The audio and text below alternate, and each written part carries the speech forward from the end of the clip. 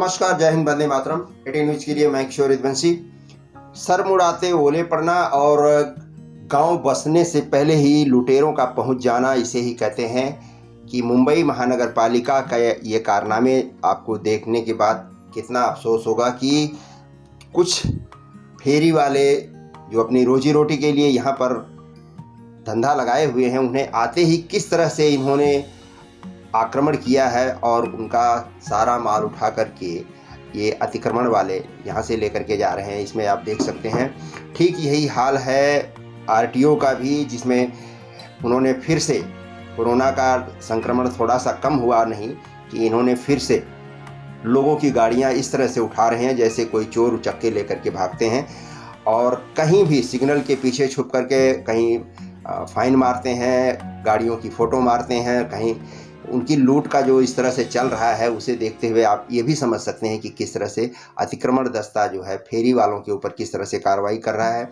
उनके घर के खर्चे नहीं चल रहे हैं, वो परेशानी में है। किस तरह से लोगों ने अपने घर को संभाला, अपने परिवार को संभाला है, और उसके बाद भी यहाँ पर उनके आने का किस तरह से सिलसिला जारी है कि उनके सारे फल फ्रूट जो भी हैं, उनकी सामान, यहाँ तक कि रोड पर एक चाय वाला भी बनी बनाई चाय नहीं बेच पा रहा है, वो भी लेकर के भाग रहा है। तो सरकार की तिजोरी खाली है, इसका अंदाज़ा आप इसी से लगा सकते हैं कि सरकारी अधिकारी किस तरह से सरकार को भी लूट रहे हैं और जनता को भी तकलीफ दे करके वहाँ से भी लूट का उनका धंधा चालू है। अब यहाँ से ये MIDC इंक्रोचमेंट का डिपार्टमेंट है BMC का, जो यहाँ से गाड़ियों को उठा करके इनके धंधे को BMC का ये अमला जो है MIDC में लेकर के गया है, और वहाँ पर जाने के बाद किस तरह से इनसे तोड़पानी किया जाएगा। इनको फाइन अगर नहीं मारी जाएगी तो इनसे पैसा लेकर के इन्हें छोड़ दिया जाएगा और वो अधिकारियों के जेब की कमाई होगी।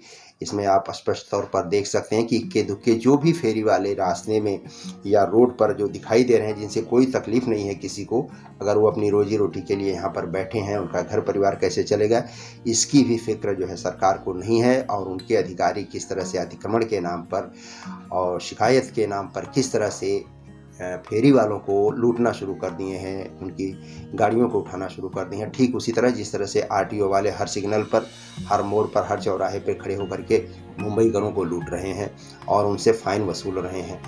आप इस चीज़ को किस तरह से देख सकते हैं कि रोड पर जो भी धंधा लग रहा है वो बहुत ही मजबूरी में, बहुत ही हिम्मत करके, इनसे डर करके लोग जो है यहाँ पर धंधा लगा रहे हैं कि किसी तरह से उनका परिवार चल सके, उनका पेट पल सके। पर सरकार को सिर्फ और सिर्फ अपनी तिजोरी की पड़ी है। किस तरह से वो लोगों को निचोड़ लेना चाहती है, इसका ये जीता जागता उदाहरण आपके सामने है।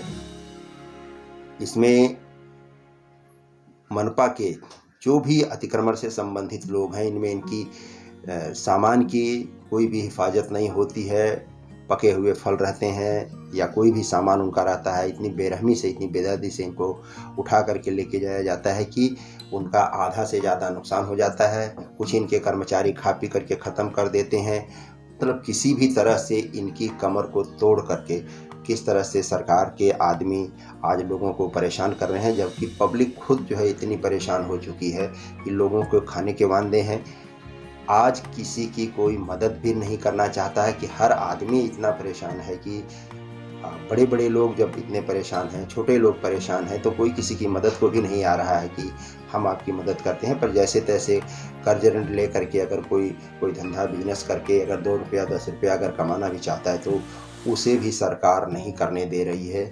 और सरकारी योजनाओं में, सरकारी कामों में किस तरह से अधिकारी, कर्मचारी और नेता, मिनिस्टर इस तरह से लूट करके अपनी तिजोरी भर रहे हैं, इसमें ले दे करके चारों तरफ सिर्फ और सिर्फ जनता का नुकसान हो रहा है। चाहे उसे घर हो या उसे बाहर हो, कहीं भी हो, उस रास्ते चलते भी फाइन अगर मारी जाती है तो सिर्फ आम आदमी मारा जाता है। बड़ा आदमी अपने रसूख का या अपने ओहदे का दौंस दे करके आगे निकल जाता है और सरकारी अधिकारी उसका कुछ नहीं बिगाड़ पाते हैं, जबकि आम पब्लिक का कपड़ा उतार लेने वाली नौबत यह है। 18 न्यूज़ के लिए मैं किशोर यदुवंशी, अंधेरी, कुर्ला रोड, विशाल हॉल के सामने से। धन्यवाद।